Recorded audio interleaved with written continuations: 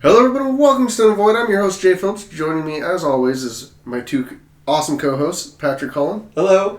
Don Bowie. Hey. This week we've got a ton of awesome things with the spoilers looking amazing as they have this entire time. I definitely think this is one of the better sets we've had. I just love this entire block actually. And also we're starting to see the first AGP results starting to come up, which is super, super awesome. And also events selling out, which is actually the first thing we're going to start off with. The Japan AGP had 46 people, which isn't a whole bunch of people, but that's all the venue could actually hold, and they actually ended up capping out and refusing a few people to actually play because too many people for the place. In general, that's actually a problem that a lot of small venues have for different events, but to see that start happening more and more with Force of Will is actually a thing, and why pre-registering for events is very important in getting things like that set up. Yeah, I always try to. Yeah. Just to make sure. Our store can only hold 50 people, so I mean that's a problem that we even have when we try to do most tournaments. We have in the past for other games gone up to like 200 people in separate venue areas, but that's not something that you see a lot of people doing for Force of Will yet. So it's that event in general, though, because of the amount of people that they had there, a lot of interesting decks came out of that.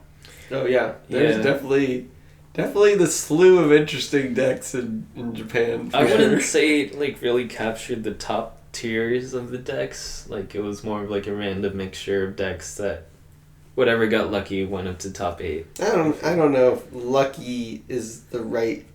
I would probably phrase it from the decks that I saw. Like the sideboards all looked pretty solid, but some of the main decks looked pretty weird. I would probably beg it's probably more of the players knew how to play the deck that they brought. Mm-hmm.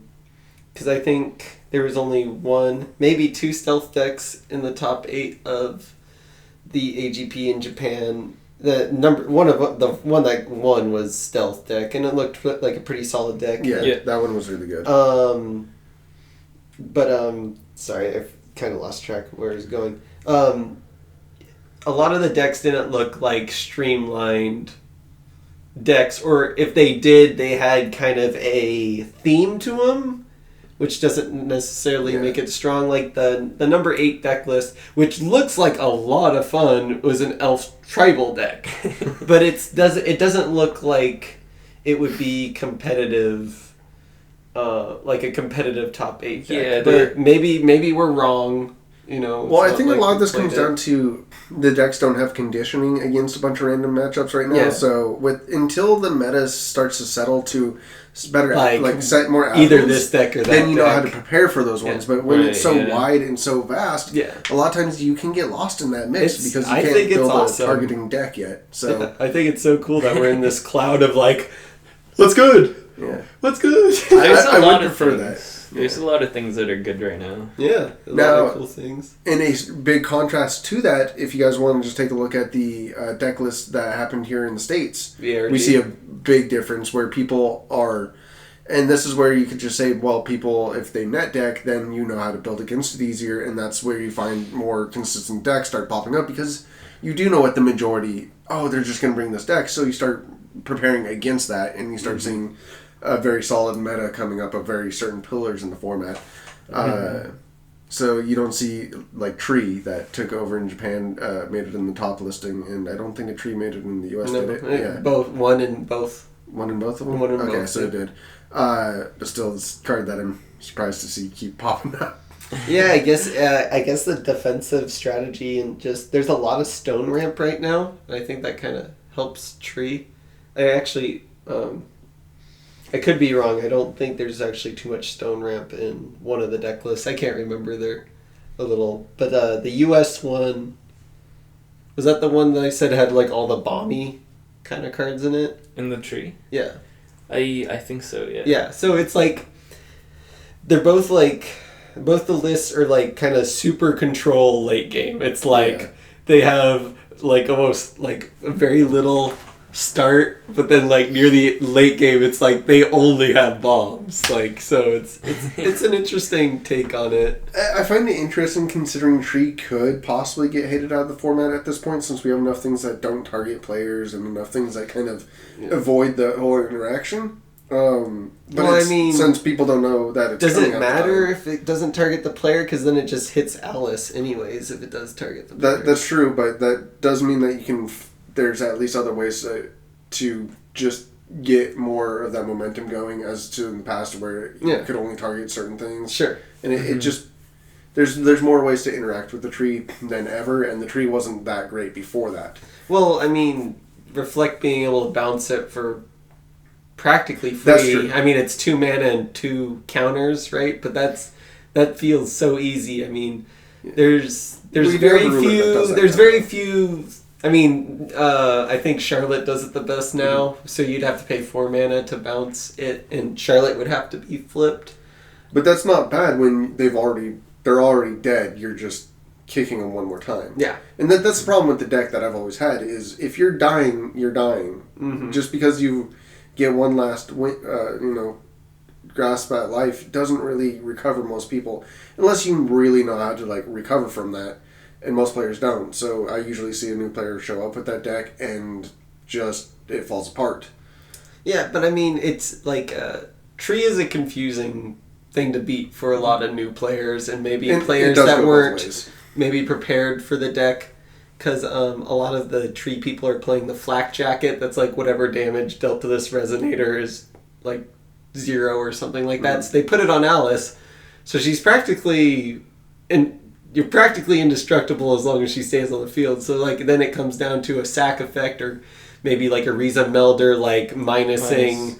But you have to be spending a lot of mana to target her to begin with anyways. So... Well, we do also have a board wipe in the format as well now, which is nice. Yeah. I mean, it's just... Tree's a good ruler in the sense of the fact it forces people to think differently. Well, it's also good right now because nobody is building around it. It's not a pillar, so therefore nobody's going to build for it. I'm just saying it is a deck that if it ever did become good, you could easily hate it back out of the format again.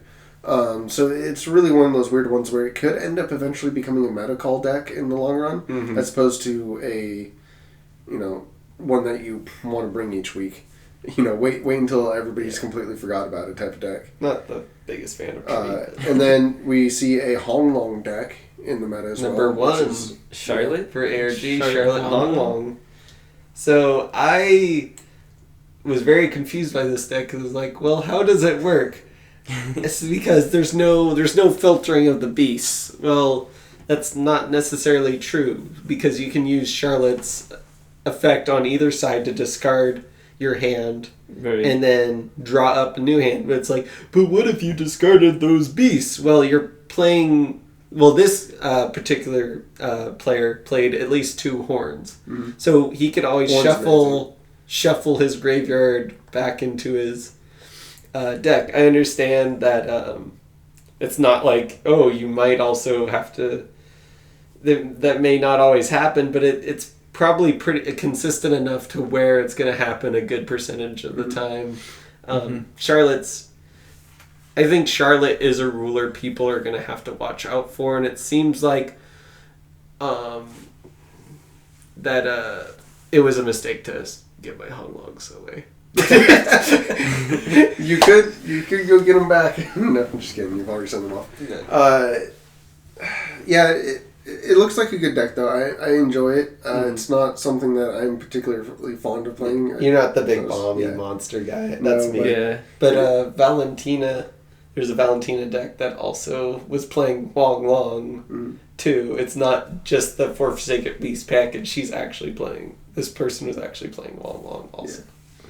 So now I think a thing that I would take out of that though real quick though is Horn is a card in general that I think people underestimate almost always. Constantly. And it's a card that I've at minimum have run one of in every deck that I've had. Yeah, it was a great tech deck back in the day because of Valentina 2.0. Just again, but it felt like that's what the only. It was so much better for more reasons. Yeah. When we went to the Vegas tournament, I beat Xi'an players because they just didn't pay attention to the fact that I had a horn on field. Like it's really funny. You'll see players do it all the time. Even good players forget that there's a regalia on the field. It doesn't have to be horn, but just like a bow, a levitine. Like, you sometimes forget about those cards because they're very deceiving. Like, sometimes they appear to do nothing, but sometimes they do way too much. Oh, yeah. No, levitine has been one of the biggest things that... oh, my God. I'm going to be so happy when levitine leaves the format. But I've always kept that in the deck as well. Why? Because... it's too good. It helps you in so many weird ways, and especially when they try to steal your resonators. It's even good with Charlotte. And she's got 400 attack. Yeah. Like... It completely keeps the green-red dragon lady, I forget her name. Sylvia. Sylvia, it keeps her out of the meta from being a very strong card because she loses the flip and deal damage to a certain resonator. It's like Levitine does so many, Levitine does so many versatile things. People forget about that a lot of times. Those small little effects really, really add up really fast. Yeah. No, Horn's a broken card. You know, you can beat the mirror if the opponent's not playing Horn. Oh yeah. I mean, that's unlikely in a beast deck, but still in a control decks, if one of them's maining Horn, that one's probably gonna win. Yeah, you're a little bit more favored because you just get to cast more things over the long run. Also, it's the reason why I was listening to one of those the Hoodie Guys podcasting again, and he was talking about why they won't introduce milling into the format, and he says it's distinctly because of Horn, and that it completely renders reanimation decks useless and renders milling decks. Well, I think it renders milling decks useless. I mean, Reanimator gets hit pretty hard. It hurts. I mean, don't get me wrong. I'm just saying, Reanimator has a chance. It does, and especially when but a lot of Mill, people don't I would play argue, Horn. Mill would have little to no chance against just Horn. But the second you saw either one of those decks coming up, everybody would main 4 Horns right away. I mean, Yamada was kind of a thing. Like, you had to fear Yamada, but Horn was already a good enough card without Yamada in the format to begin with back in the day. I think Reanimator still stands a chance against Horn because a lot of people only play at most 1 Horn if they are playing Horn. Some people are playing 2. Right. Very few are playing more than 2. Mm-hmm. They still have to draw that card, you know. But yeah, it beats that deck though. The other thing that he was talking about, there's a few other things that I enjoyed that he was talking about, but I can't remember all of them off the top of my head. But in addition to the Regalia, he was also talking about in the set we're not going to see any other ancient magics other than blue and red for the rest of the set. For this set, not... He doesn't say for in the future. Not the whole cluster? No, not the cluster, this set. Yes, but this set for sure, there's no more... well, I think I said that in one of the last podcast, maybe 2 podcasts ago, I was thinking, I think Ancient Magic's only going to be... Right, but there's one thing about thinking and actually giving us all the confirmation. It means I'm not looking out for anything else to really do with those rulers. Which makes me like them a little bit less. It's a little bit too ingrained in just that color grouping. I was hoping for a little bit more branch out, but then again, a lot of cards have been just ingrained into like a specific... Oh, you must play this ruler for this card to see any play at all. There's a lot of those, but I mean, we actually with this this last week's spoilers, we actually have a lot of cards that are very versatile with different rulers. So. Yeah, I think we just have to wait for an Ancient Magic J ruler of the different colors. And I wish that wasn't the case. I wish that we would just get Ancient Magics outside of their color grouping.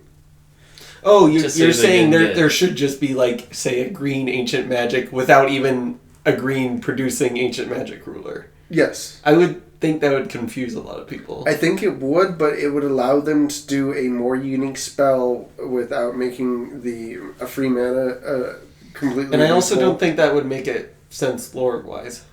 Because they're trying to intertwine their lore with the game. Right, but it's the whole thing of they've already made an Ancient Magic black spell. They're not completely stopping from that existing. Okay, well, I guess I think we've made this argument before. We have. I'm just saying. This is something that Gil Lapis is blah, blah, blah, blah, blah. So, any which way. We know Gil Lapis is coming back. He also confirmed that. There's a bunch of other really cool things, but let's go ahead and just jump into the spoilers for this week if you guys want to.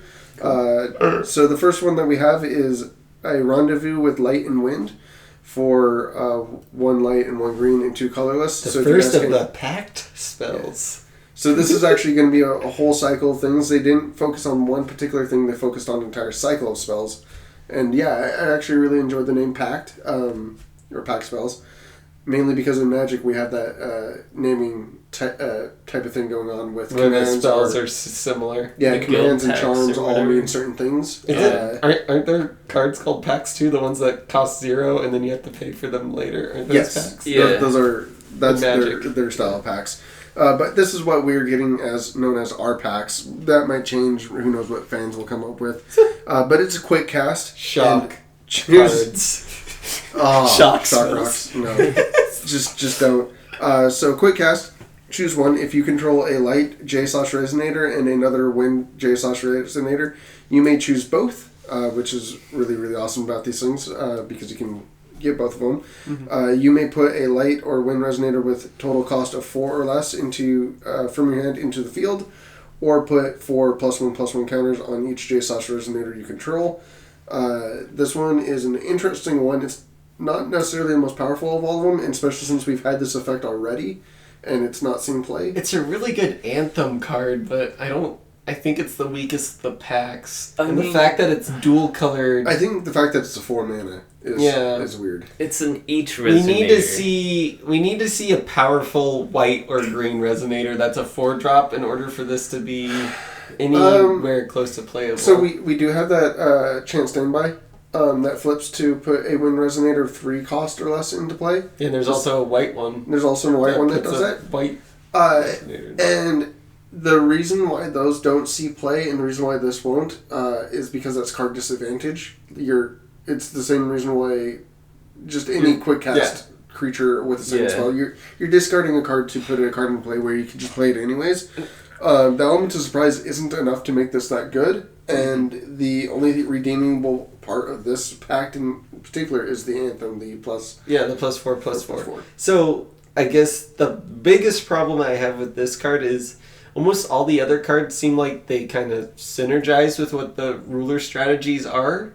This card doesn't feel like it synergizes with the Faria ruler, where she's kind of all about the inheritance ability. Right. Where it's like you're almost wanting one monster and you kind of just beef up that monster, whereas this card is like, hey, I want you to have a lot of dudes on the field at the same time. Yeah. So I don't know if this is hinting at maybe the fact that we might get more. We might get more elf tokens. This would be insane with an elf deck, actually. Yeah. Giving your entire board +1/+1 counters, 4 of them.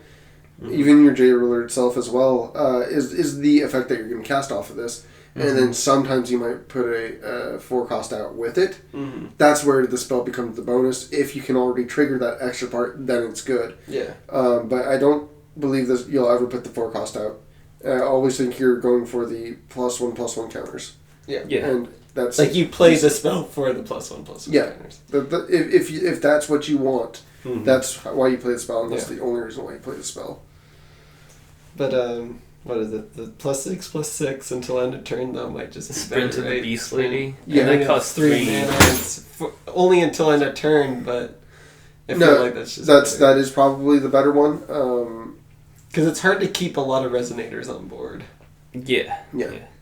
And also, this is an easy thing to respond to. It's clunky and it's big. Yeah. Maybe at 3 mana. It's not quick cast, right? Yeah. It's just chance speed. No, it is quick cast. It's quick cast. Oh, it is quick cast. But maybe at 3 mana, you could have seen this, because even the one that does the 3 costs, it's a 2 mana. So I could see maybe doing cheaper to at least try and make that ability playable. I don't know. Either which way, let's move on to a little bit better one, which is the meeting of light and fire for 1 fire and 1 light and 1 colorless. We have some interesting artwork. It is quick cast just like the other one. You choose one, but if you control both a light and a fire resonator, much like the last one, you get to choose both abilities. For this one, you get to reveal the top card of your deck. You gain life multiplied by the 100 life multiplied by the cost of that card's the total cost. Total cost of that card revealed that way. Put that card into your hand, or reveal the top card of the deck. This card deals 100 damage multiplied by the total cost of the revealed card that way to your opponent. Put that card into your hand. So this is 3 mana, draw a card, and either burn your opponent or gain some life. This gets weird. It's just a burn spell is the way I think you want to look at this, as a possible just burn and drop like cycle.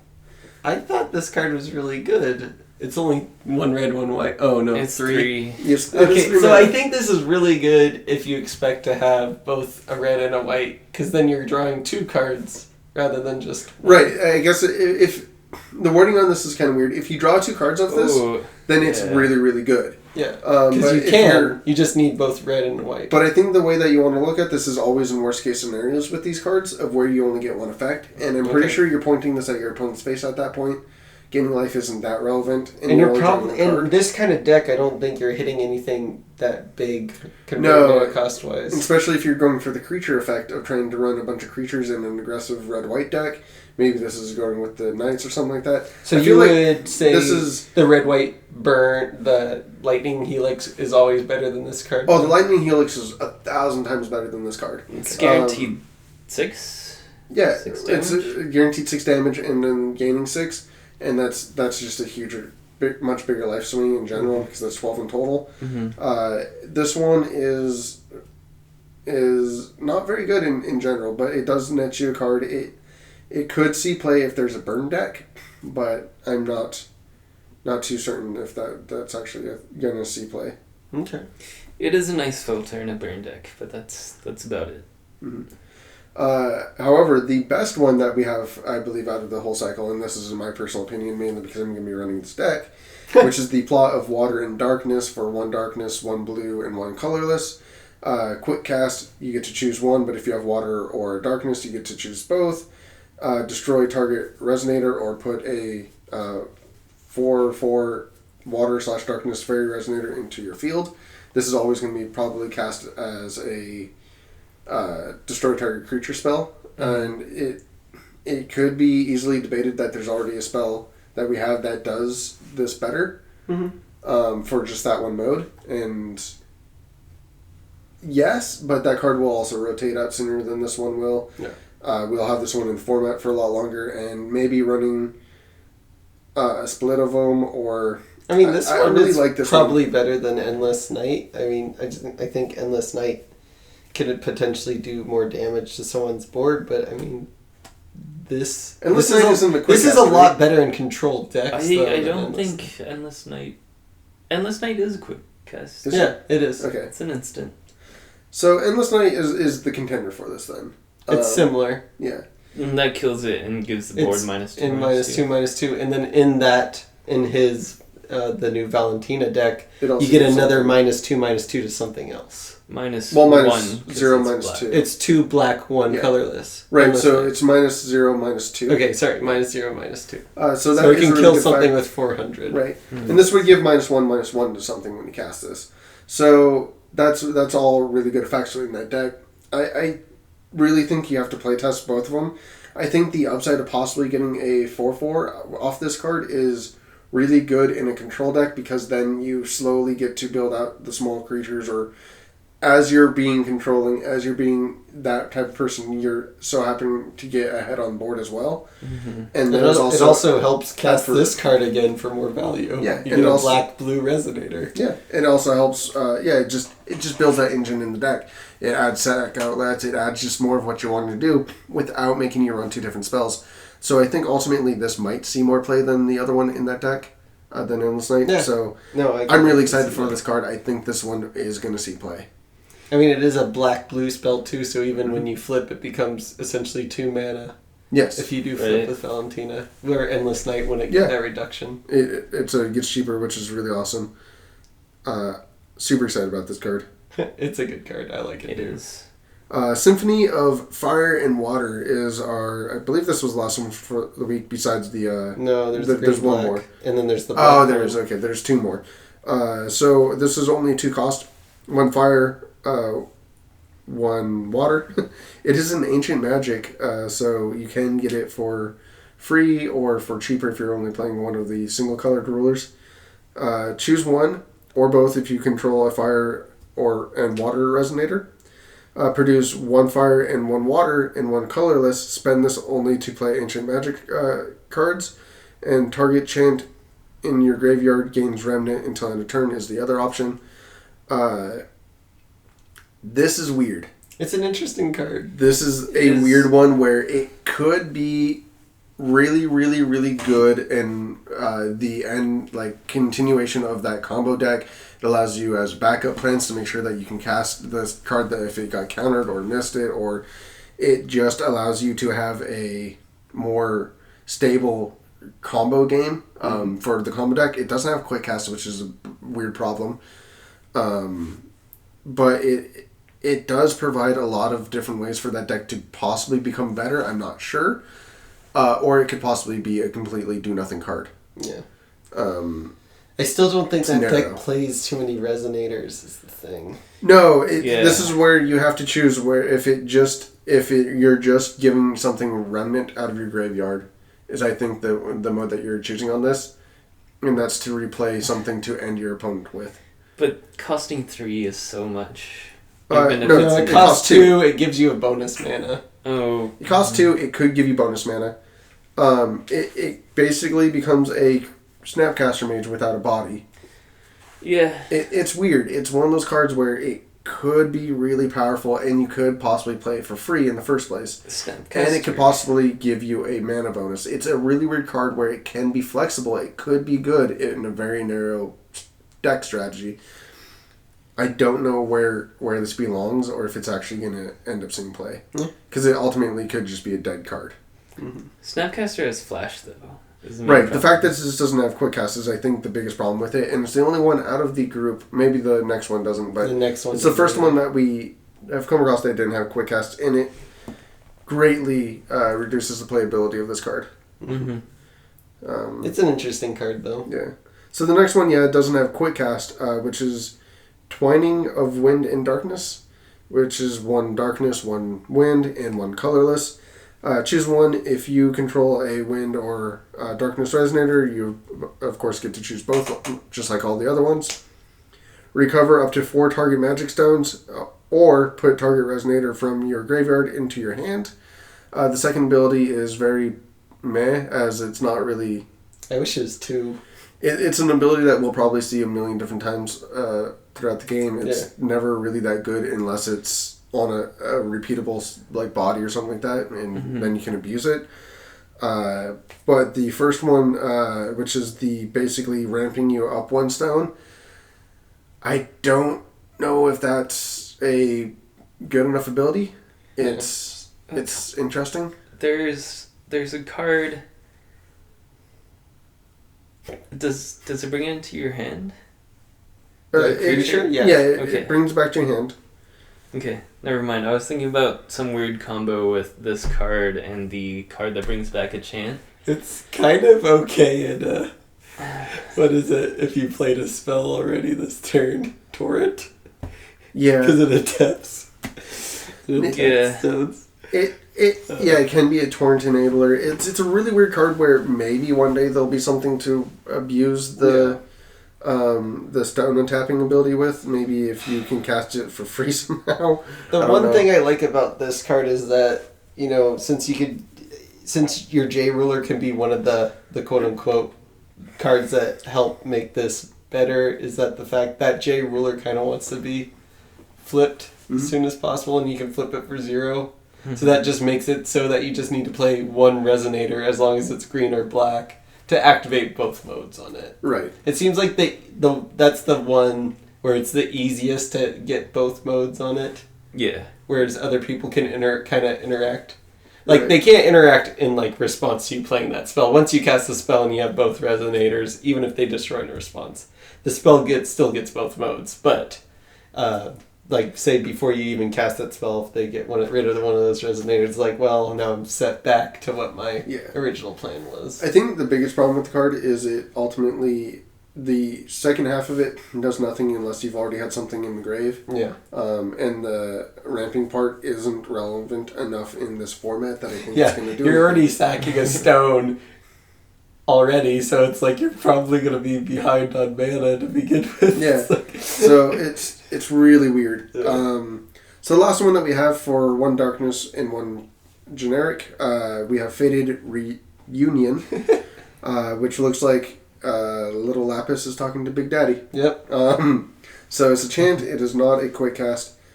Choose one. If you control 2 or more darkness J/resonators, you may choose both. Search your deck for a card, then shuffle the rest of your deck and then put this card on top, or draw a card. This is really good in the Altean deck. Yeah. This is, believe it or not, this is the one, whatever you call these tutors that I like. It's funny because you something. So this tutor is actually bad. Really? This is the first time I'm actually going to say because this. It's not quick cast? The other tutors all tutor them into your hand. They tutor for the thing that you need to be on the deck that you've built around. Like, you've designed the deck to make that tutor work. This deck is designed to make sure you have 2 darkness resonators on the field. It's situational. It might only put it on top. They can shuffle your deck. They can horn you. Yeah. They can do silly things. In response to even drawing the card, it puts on top, get horned, make your day sad. I guess technically no, you can't, because you have to finish the whole you get to draw the card. But still, it's, if you don't have 2 creatures, you only put it on top, and then it's like the chance of them like messing with your deck or something could occur. And then 2 mana for drawing 1 card isn't that all that great necessarily, so this card can just be useless. Putting the card directly into your hand is way better. And that's why I'd argue those cards in the decks that need them they're way better. And the deck that needs this might not work all the time. And it's not a quick cast. You have to either draw a card that turn or just wait a whole entire turn. Yeah. For it to... Interesting. Yeah, you can't even set this up at the end of your opponent's turn. And then draw the card. Unlike Hydromonica. Basically, if you want this effect, play Hydromonica. Why? Yeah. Because it's the same cost, but it's colorless, so you can play in absolutely any deck. Mm-hmm. And you're guaranteed to draw that card at the start of your turn, so you can do it at the end of your opponent's turn and minimize the chances of them manipulating the top of your deck. Because if you put this on top of your deck, they have their entire turn to figure out a response to that. But it also depends on how reliable you can get 2 darkness creatures. I mean, if the meta allows you to do that easily, then it's a good tutor. Then it's a great tutor. However, that's just a lot of times the expected return on that is not as high as you're going to want it to be. You're not always going to have the creatures. It's not always going to be online. I would just rather play something more consistent. I'd say it's alright in the Valentina deck with the token generators. I think this is the only rare one of the packs that we have as well. Are they all uncommons? They're all uncommons except for that one. Yeah. But yeah, I would not play it personally. Well, I'm glad you told me that, because I still think it's good, personally. But, but I understand that it has... It has downsides. Yeah. And the expected value of it, I don't think is good enough. I don't think I'm going to get enough out of it. On average. Yeah. Sounds fine. Yeah, I'd agree. Hydromonica is still my favorite. Yeah, reader. I would play Hydromonica over it. If I'm going to. And over the other ones? Depends on what deck I'm playing. Well, if I need instance and sorcery, if I'm playing a combo deck, I'm taking the other ones. Well, knowing the decks that you play, it sounds There's like you're a good playing chance I play Hydromonica. the other ones. Yeah. Yeah. The so Hydromonica versatile. is just more versatile in general. But anything else you guys want to add to those? Or you guys want to move to the? I think we moved to Friday? next week's spoilers. Okay, so the next, not next week, just Whatever, same week, day, different day. We have crystallized spirit. I'm pretty sure I read that correctly. For 1 fire, 1 water. It's a 600/600. you can banish this card to put 2 mana counters on your Jace/Ruler. Interesting card. Yeah. It's a perfect vanilla creature with an upside. Yeah. But is that enough anymore? I don't know. I guess I want to just hit this, like, just a touch. I don't want to make a huge debate about this, but do you think this is, like, power creep in motion, or is this just, like, trying to kind of correct Lancelot, or... Like, no, this card is perfectly on curve. Yeah. Yes, but there has been so few 6/6 2-drops. Like, Lancelot, I'm pretty sure, is the only one for a long time. I mean, I know there's 7 dwarves and, like, some stupid snowman that are really not that great, that were We do stronger. have other cards that do exist that are... We even have a 2 colorless for a 6/6 that exists. Oh, that's right. We did have a 6/6. So it's not unheard of that we have those cards. It's just... This one is the... I'm just surprised that we're seeing a lot more than we normally have.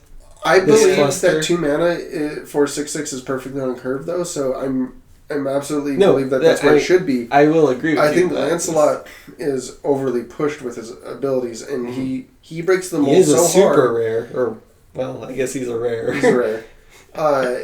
He broke the mold, and he kind of messed up the game a lot. He was the thing that broke the power curve. There was so much value with him. Mm-hmm. Like, swiftness, dealing 700, it was just crazy. Yeah. However, it seems like they've learned that the design, the correct design format of it, which, I mean, isn't really hard to look at. It's pretty easy to concern what, a 1-drop should be 300, a 2-drop should be 600, 3-drop 900, and, increments of 300. I guess I'm just happy that their stats are getting better. Yeah. But... Yeah. Well, the main thing is that we need to see that in other resonators that aren't red. And that card is red-blue. Yeah. Which is funny because the next card in our spoilers is actually a blue card. For 2 blue is a 600/600, which is Rachel, Alchemist Advisor. Please fix those upside-down Vs that looks like As. I think it might be Alhalamut's. Or Alhalamut's. That's a really... I'm just reading because... It's a really hard word. I don't think I'm even pronouncing it right. I just glossed over it, yeah. Alhalamut. I want to say Alchemist because it just... I have dyslexia and that's just what it looked like. I don't blame you for not getting that word. No, it is Alhalamut's. I see it now. Advisor.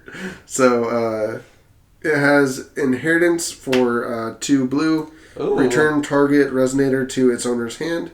So that means you pay that and discard this card to get that ability. It's funny that this is the first inheritance ability that we have where the creature itself doesn't have that upon enter. Or doesn't have that as a staple ability. You don't return... This card doesn't return target resonator to its owner's hand by entering play or anything. All the other ones were... This is its stats, this is its abilities. They all were... the identical to how Blood Rush and Magic worked, where it inherited the exact... Some of them were. The life-gaining one didn't give the Resonator life-gaining ability. It just gave it +6/+6. It did it in the right formatting way, though, to where I didn't catch anything off. Like, everything was formatted over the same way that they did in Magic. This one completely breaks that mode. It doesn't give it a plus to it. It doesn't have this ability on its own. It's completely different to where I looked at this and was like, oh, we might actually have a very interesting creative design space for this to explore as opposed to... I was surprised to see an inheritance card in a different color. And also for the fact that it's on blue too.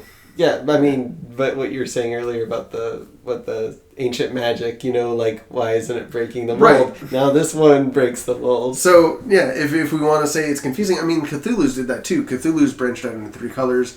And I enjoy seeing those things break out of their set design mold. We need a white Cthulhu. Yeah. We need a good soul Cthulhu. But back to the card, do you guys think this is a good card? No. I think it's an okay card that we have other stuff that does it better, or like we have stuff in that vein already. It's not it's not a terrible card. This is an instant speed, uncounterable... Bounce something. I think it's okay. Yeah, I didn't really think about it in that vein. However, it's a 2 mana bounce Alice. I guess I didn't really think about that. I guess it is actually pretty good. It's okay. But I think it's a situational card that we will see when needed. Yeah, I think... I think sniping from the blind spot's probably still better than this card. Yeah, I think there's better cards, but it's a unique card that... I don't think this card's terrible. No, it's not terrible. But I think that we will see it when it needs to be seen. I think it's casual playable. Yeah. I think it's a sideboard. I think it could be sneaky tech. Maybe. It depends on the meta. If Gwyber is really, really good up there. You're probably the only person who's going to play this as sneaky tech. No, actually, I could honestly see this with Ancient Bear Magic in a deck of just doing weird shenanigans to your opponent and it just kind of doing actually really well. I don't want to judge this card because I don't know if it's going to not see play or if it's going to be an Ancient Bear Magic where we all kind of gloss over it of like it's decent and then it becomes a... oh my god, that card actually does a ton of work and is going to see play in every blue deck from now on. It has potential. I guess in the Faria deck it's completely free in the Faria deck as long as she's flipped. Yeah, and also it might be relevant that it's 2 blue at some point as well as the 6/6. That could be a thing all of its own. We don't know where that might lead ever or if it does. It's versatile and we never know where it's going to show up. Wait, why is it a big deal that it's a 6/6 in blue? Because Cheshire Cat was a 6/6 in blue, right? Right. But and also she was it was blue one and colorless. Yeah. Why does it matter that it's 2 blue?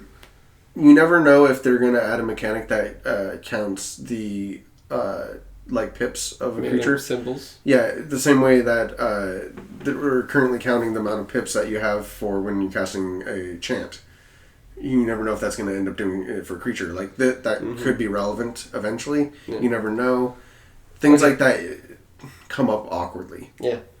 So I don't want to discount that as a possible design area. Yeah.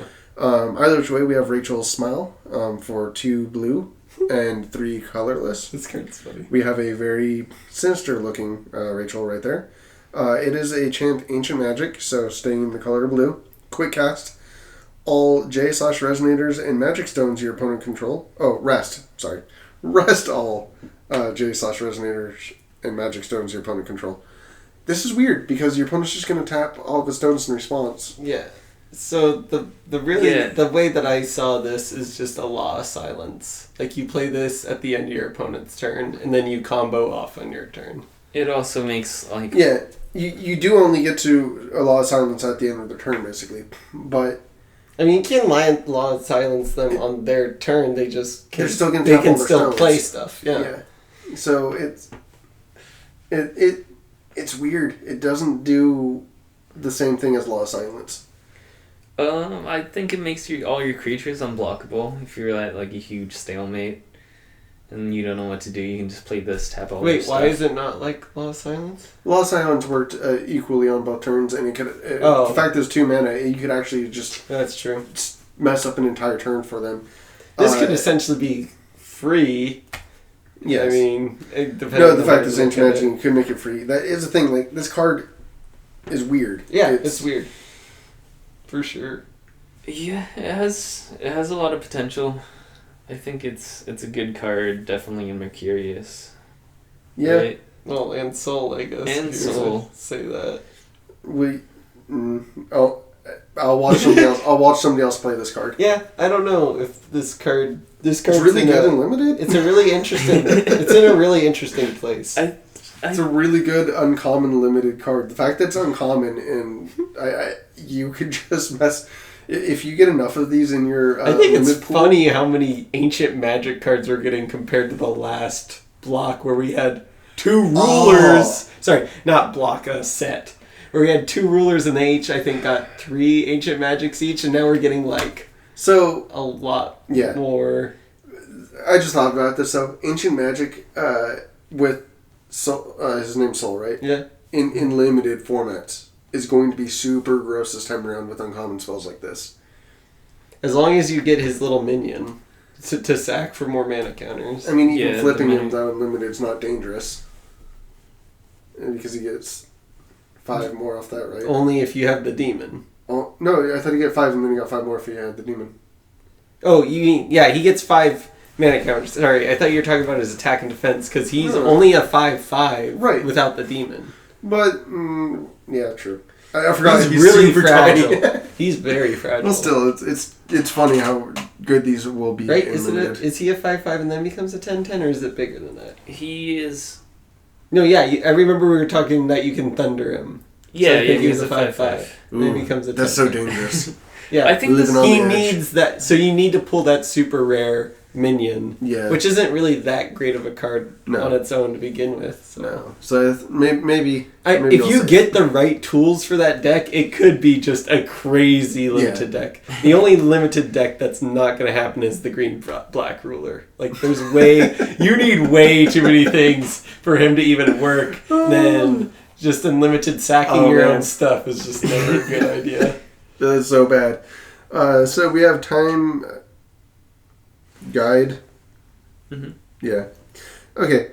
Alfred? Admiral Alfred. Yeah. No, it's just that you tripped me up because it looks like a W. Okay. I'm going to stop complaining, I promise. One day. Never. 2 fire, 1 colorless, 800 attack, 800 defense. Ancient, for its resonator type is ancient. I was about to call it ancient magic because I saw that.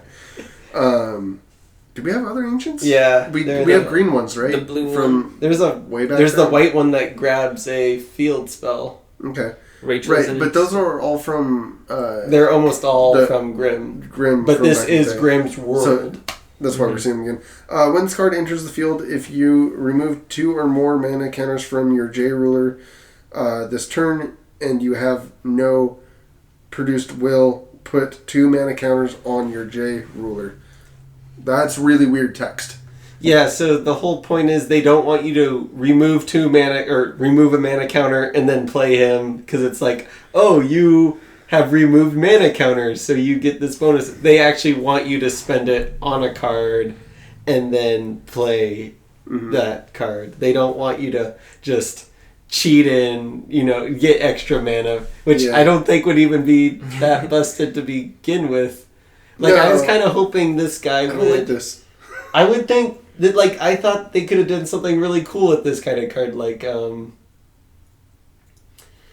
because he's like a time wizard, almost like any mana you use to play ancient magic spells this turn, you get back. I don't know. Ooh, that could be busted. Yeah. But that would require you to play a spell before playing him, though, anyway. So I don't think that's that terrible. I understand that would make it better, but... Yeah, it's a weird card. I think they kind of missed the ball on this card though. Yeah, and maybe what I was saying was a little too strong, but is that all he does? He only gives you 2 mana counters, I think. Yeah, that's it. And you have to have had already cast something, and it's a rare. It's an 8/3. It's really awkward to see. It's so funny because we've seen so many more uncommons that are way better than that. Yeah, even commons that are way better than some of the rares here. It's really weird. Even this card that I'm about to read, which is a common, I think is better, which is Demonic Instigator. For 1 fire, 1 water, and 1 colorless. It's a 700 attack, 700 defense. It's another Demon Resonator. JSOS Resonators, your opponent control must attack this card if able. When this card is dealt damage by a JSOS Resonator, this card deals that much damage to that JSOS Resonator. This card for a common is really intense. Yeah, I mean, it's just okay. It's 3 mana. It's really similar to the Tiger Lily from the last set, right? Tiger Lily? Yeah. Right, but she Tiger was 2 Lily... drop, and she was like a 4/5 or 5/4 or something. Didn't force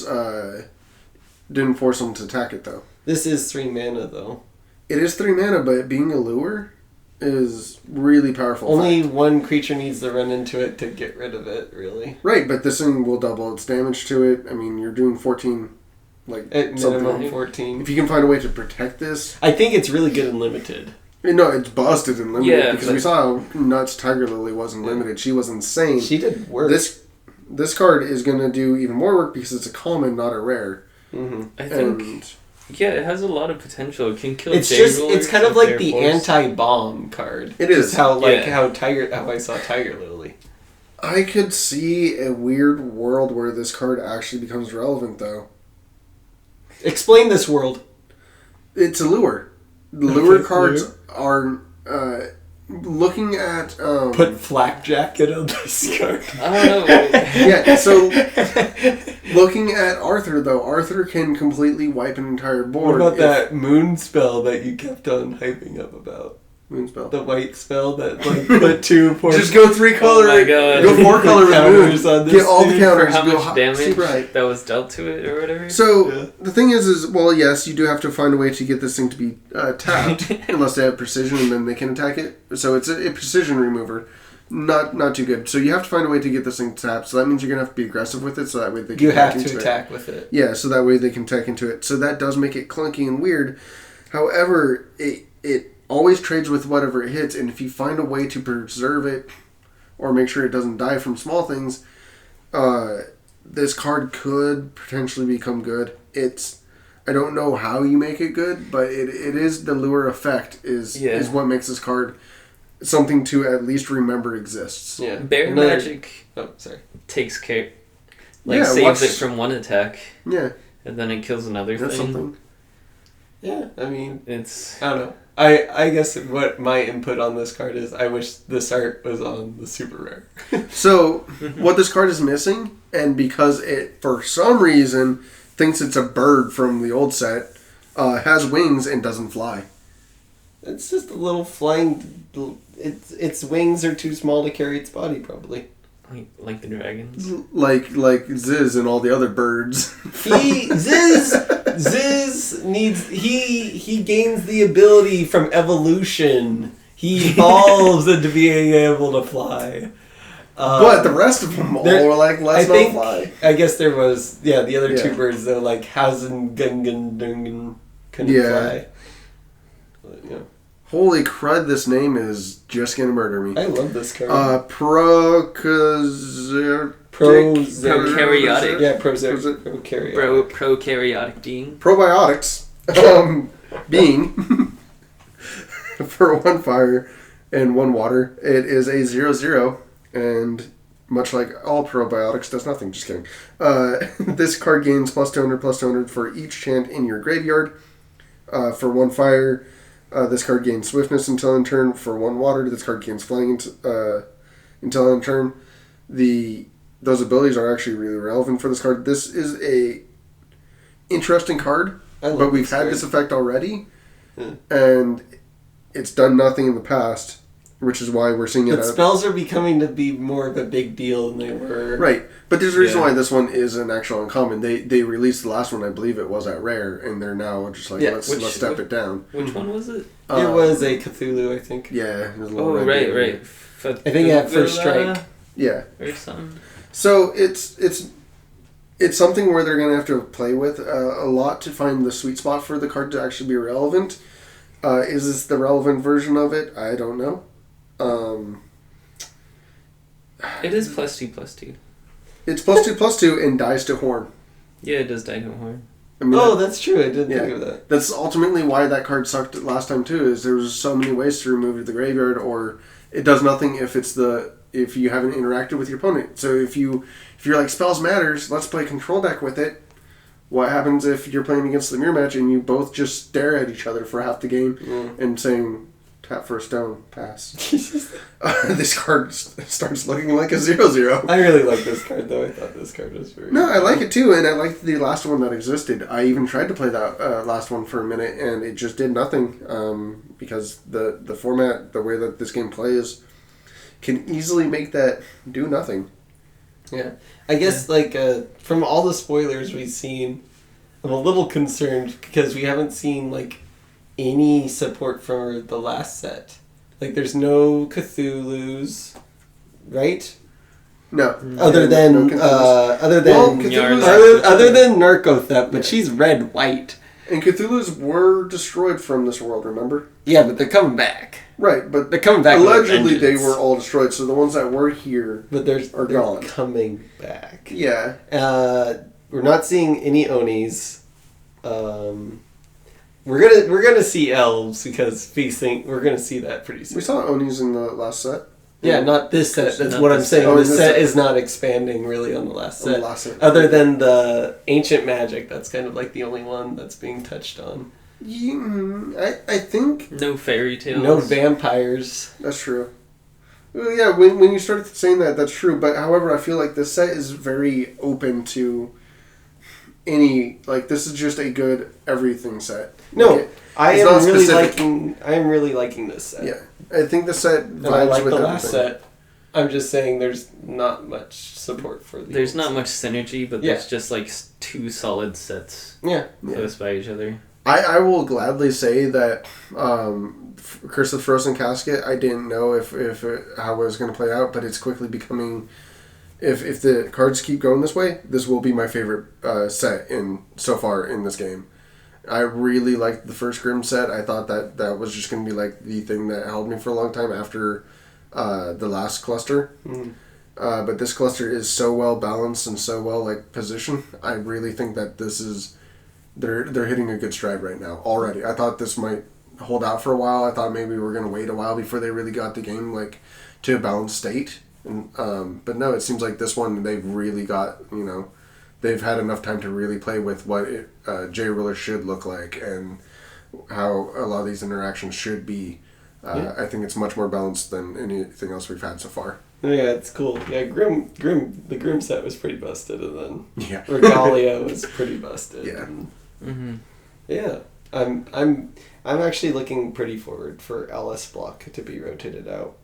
I'm not saying I want an early rotation, but I'm excited to see a game state where no one can play Regalia would be fun.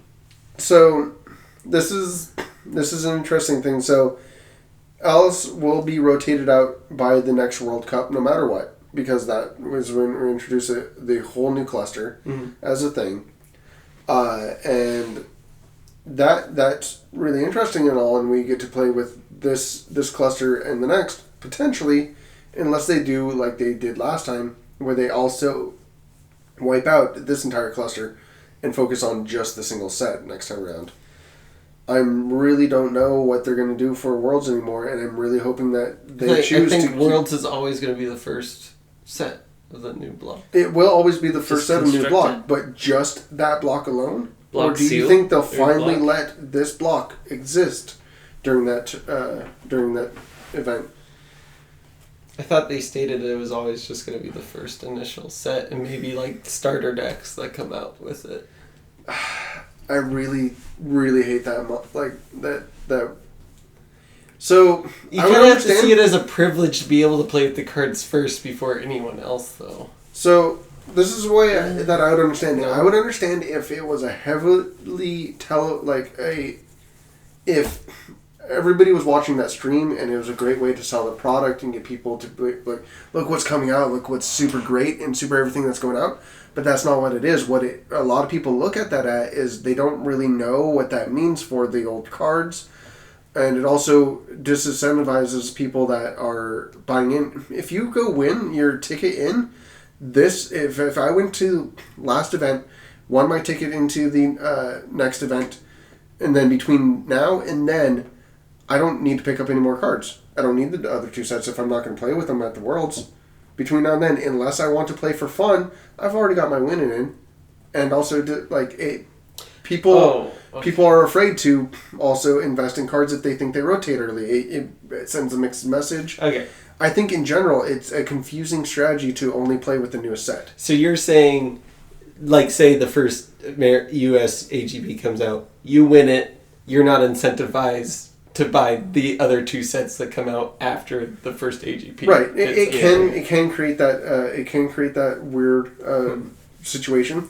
And that also then creates a weird show up ratio for people to come to weeklies. It can in general, because a lot of the people that show up weekly show up so that way they can play test.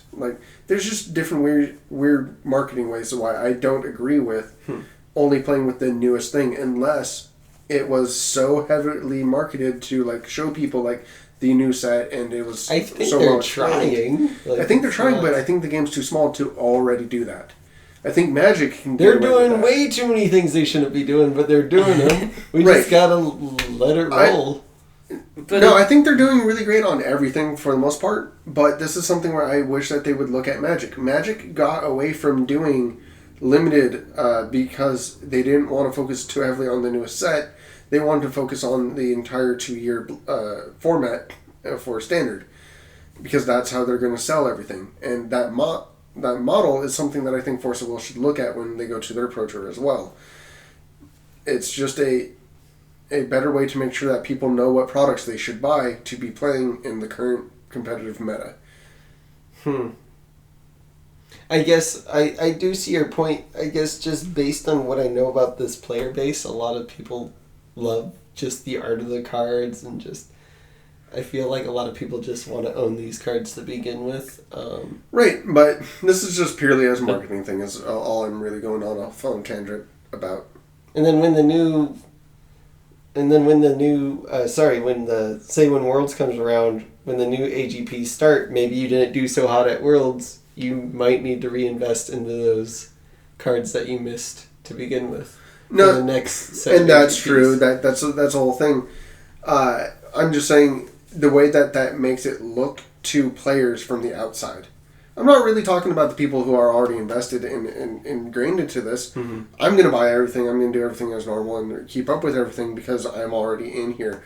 However, looking at this as a new player coming into the game, wait, what rotates out? Why are they only playing with this? Is a question that they have, and it sends mixed signals. They get a little bit confused on it.